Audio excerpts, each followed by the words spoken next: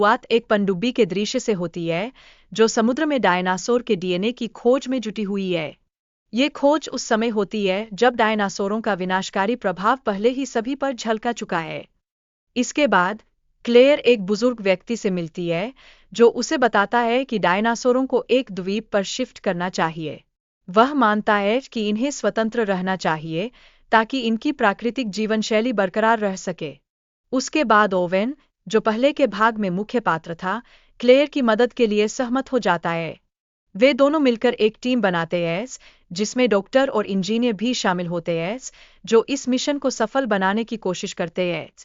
इस बीच ओवेन अपने पुराने डायनासोर दोस्तों को पहचानने की कोशिश करता है, लेकिन अचानक सैनिक उन्हें रोक देते हैं और बेहोश कर देते हैं। सच में ये ओवेन के लिए एक बेहद मुश्किल पलों में से एक होता है। फिर क्लेयर और इंजीनियर ज्वालामुखी विस्फोट के दौरान सुरक्षित स्थान की तलाश करने लगते हैं।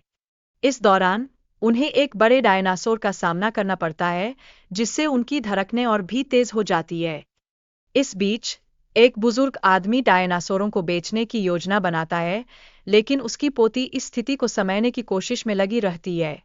ये मोड़ कहानी में एक नया और दिलचस्प मोड़ लाता है। बुजुर्ग आदमी की अचानक मृत्यु एक महत्वपूर्ण मोड़ साबित होती है जो कहानी को एक नई दिशा में ले जाती है।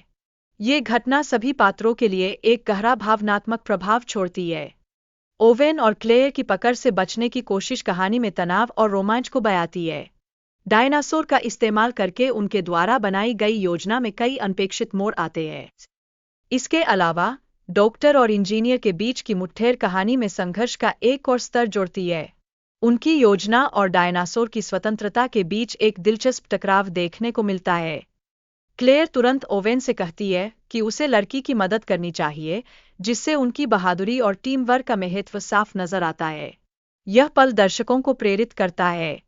जब एक विशाल डायनासोर गिरता है और उसकी मृत्यु होती है, तो दर्शकों को एक अजीब सा आश्चर्य और संतोष का एहसास होता है।